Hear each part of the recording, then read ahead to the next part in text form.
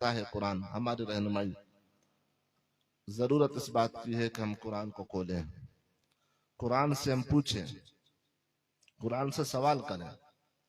اے اللہ کا کلام، ہمیں وہ راستہ بتا جس راستے پر چل کر ہم اللہ کے خاص بندے شمار ہو جائیں، اللہ ہم سے راضی ہو، آخرت میں عذاب سے چھٹکارا ملے، نجات ملے، اور تیری رحمت کی جو جگہ ہے، نعمتوں کی جو جگہ ہے جس کا نام جنت ہے، وہ ہمیں عطا کرے.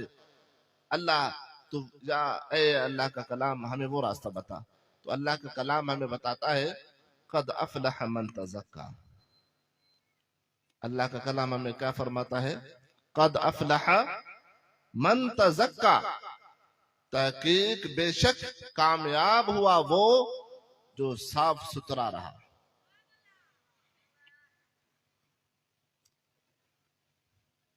اب یہ جو صفائی ہے، ایک تو یہ ہم ظاہر طور پر کپڑے اچھے پہنتے ہیں، چہرہ دھوتے ہیں، بدن صاف کرتے ہیں، نجاست اگر لگی ہے اس کو صاف کرتے ہیں، وضو کرتے ہیں، غسل کرتے ہیں، طہارت حاصل کرتے ہیں. ایک تو صفائی یہ ہے قد افلح من تزکا، تحقیق بے شک کامیاب ہوا وہ جو صاف ستھرا رہا. ایک تو ظاہری صفائی، ایک اور صفائی ہے جس کو کہتے ہیں باطن کی صفائی، دل کی صفائی. حسد، بغض، کینہ، بدعقیدگی، نفرت، یہ ساری چیزیں جو ہیں اور بہت ساری چیزیں ہیں جس کی وجہ سے انسان کا دل میلا ہو جاتا ہے. جب انسان کا دل میلا ہو جائے اس کی نشانی ہم کیسے پہچانیں گے؟ آج تک کسی نے دل کو دیکھا ہے؟ آپ میں سے کسی نے نہیں دیکھا ہوگا کہ ہمیں نظر آ جائے کہ یہ جو دل ہے ابھی یہ پلید ہے، اب صاف ستھرا نہیں ہے، کوئی اس کو دیکھ نہیں سکتا. بدن اگر میلا کچیلا ہو نظر آتا ہے، کپڑے اگر میلے ہو نظر آتے ہیں، لیکن جو سینہ اندر سے میلا ہو، دل میلا ہو، دل کالا ہو، یہ نظر نہیں آتا، یہ پہچانا جاتا ہے. یہ نظر نہیں آتا، پہچانا جاتا ہے. کیسے؟ جب 5 نمازیں اگر کوئی قضا کر کے رات کو آرام اور سکون کے ساتھ سو جائے، اس کا مطلب یہ پہچان جاؤ کہ دل ابھی ستھرا نہیں ہے، صاف نہیں ہے. کسی کا حق غصب کر کے کھا جاؤ، پریشانی کا نام و نشان نہیں. سمجھ جاؤ، یہ پہچان جاؤ کہ دل کالا ہے، صاف نہیں ہے. اللہ ناراض ہے لیکن پریشانی نہیں ہے، فکر نہیں ہے. سمجھ جائیں، پہچان ہے کہ دل صاف نہیں ہے. یہ پہچانا جاتا ہے اندرونی معاملات. اللہ فرماتا ہے قد افلح من تزکا، تحقیق بے شک کامیاب ہوا وہ جو صاف ستھرا رہا. آگے فرمایا ہوا ذکر اسم ربہ، اور اپنے رب کے نام کو یاد کیا، ذکر کیا، اللہ کے نام کو یاد کیا. فصلی، تو نماز پڑھی. یہ جو اللہ کا ذکر ہے اور نماز ہے، اللہ نے اس موقع پر اس آیت میں یہ جہاں صفائی کا معاملہ فرمایا کہ کامیاب لوگ وہ ہیں جو صاف ستھرے رہے، اس کے ساتھ اللہ نے ذکر کا بھی ارشاد فرمایا، نماز کا بھی. پتہ چلا کہ باطن کی صفائی ایک تو اللہ کے ذکر سے ہے اور دوسری نماز سے ہے. جب انسان نمازوں کے ساتھ اللہ کے ذکر کے ساتھ محبت کرے تو کرم یہ ہوگا کہ باطن کی صفائی ہو جائے گی. اور جس دن باطن کی صفائی ہو جائے، دل کا جو میل ہے، کچیل ہے، یہ ختم ہو جائے، تو ایک نماز اگر قضا ہو، پھر وہ بزرگ کا واقعہ آپ یاد کریں، پریشان ہونا شروع کر دیں گے، پریشان ہو جائیں گے. جس طرح کسی کا 1,00,000 روپیہ گم ہو جائے، چوری ہو جائے، تو وہ جو پریشانی والی کیفیت ہے یہ معمولی پریشانی، اس سے زیادہ پریشان ہو جائیں گے آپ. تو اللہ کے بارگاہ میں آپ دعا کریں، ہم سب دعا کریں کہ نمازوں کے معاملات میں جو آج ہمارے ہاں جو غفلت ہے، سستی ہے، اللہ کی بارگاہ میں توبہ کریں. یہ بہت بڑا نقصان ہے. اللہ کا فرمان میں نے آپ کے سامنے تلاوت کی کہ انسان نقصان میں ہے. اب ہماری مرضی ہے آیات کلام آیات قرآنی کو سننے کے بعد ہم اسی طرح، جس طرح اردو میں کہتے ہیں نا ٹس سے مس نہ ہونا، آیات قرآن سننے کے بعد ہم اسی طرح زندگی بسر کریں غفلت کے ساتھ. ہمیں معلوم ہے، قرآن نے ہمیں بتایا کہ جو ایمان جس کے پاس نہیں ہے، عمل صالح نہیں ہے، حق کی تلقین، صبر کی تلقین، تاکید نہیں ہے، وہ تو سارے نقصان میں ہے.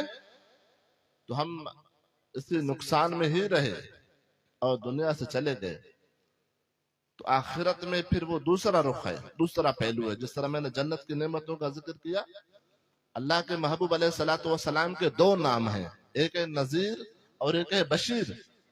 ہم بچوں کے نام بھی رکھتے ہیں، محمد نذیر، محمد بشیر، بشیر احمد. دو نام جو ہیں، نذیر کا مطلب کیا ہے؟ نذیر کا مطلب ہے اللہ کے عذاب سے ڈرانے والے. اللہ کے عذاب کی جو سختی ہے، جس کا ذکر اللہ نے مختلف آیات میں قرآن میں بہت مرتبہ کیا ہے. کفار کو قیامت کے دن جو عذاب ہوگا، اللہ نے بہت مرتبہ قرآن میں ارشاد فرمایا ہے. جو گناہگار ہیں، بدکار ہیں، ان کو جو عذاب ہوگا اللہ نے کلام میں ارشاد فرمایا ہے. اور احادیث مبارکہ میں بہت مرتبہ اللہ کے محبوب علیہ الصلوۃ والسلام نے ڈرایا ہے. نذیر نام ہے آپ علیہ الصلوۃ والسلام کا، اللہ کے عذاب سے ڈرانے والے، اور بشیر بشارت دینے والے. کس چیز کی بشارت؟ ان لوگوں کو بشارت آپ نے دی ہے جنہوں نے اس زندگی کو اللہ اور اللہ کے رسول صلی اللہ علیہ وسلم کی مرضی کے مطابق گزاری ہے. ان کے لیے بشارت ہے.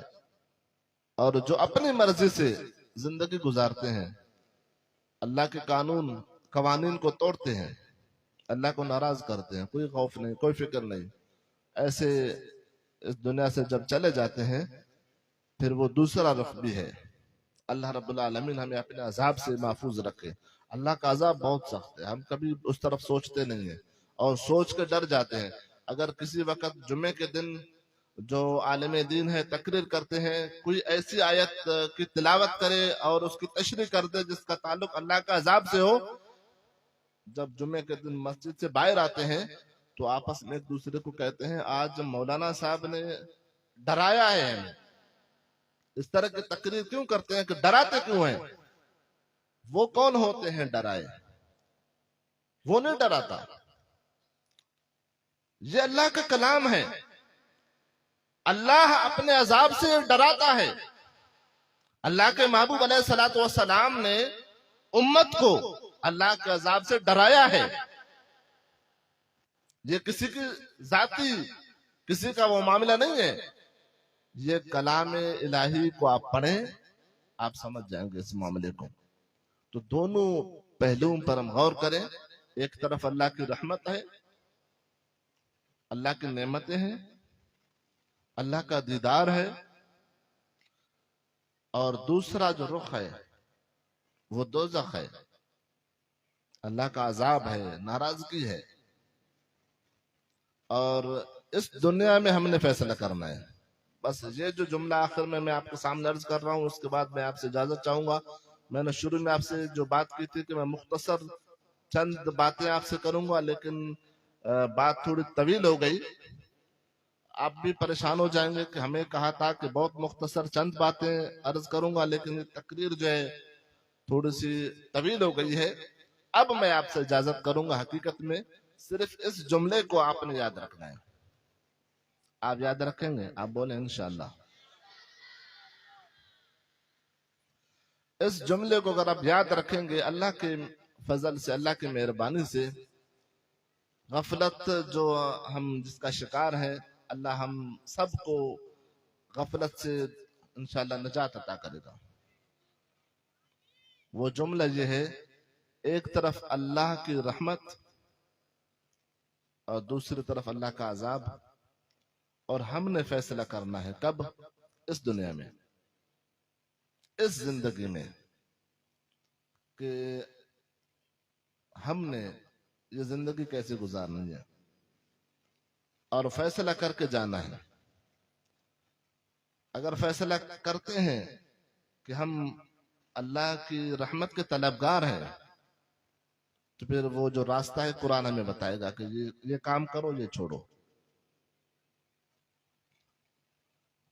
اللہ کے عذاب سے ڈرتے ہیں تو قرآن ہمیں بتائے گا کہ یہ کام ہے، ان سے بچو، ہمارے رہنمائی فرمائے گا۔ اور اللہ کے فضل سے، اللہ کے مہربانی سے ہم پر اللہ رب العالمین کا کرم ہوگا کہ اللہ رب العالمین ہمیں بہت اچھی زندگی عطا کرے گا۔ وآخر دعوانا ان الحمد للہ رب العالمین۔ اللہ رب العالمین آپ سب کے حاضر قبول فرمائے، آپ کے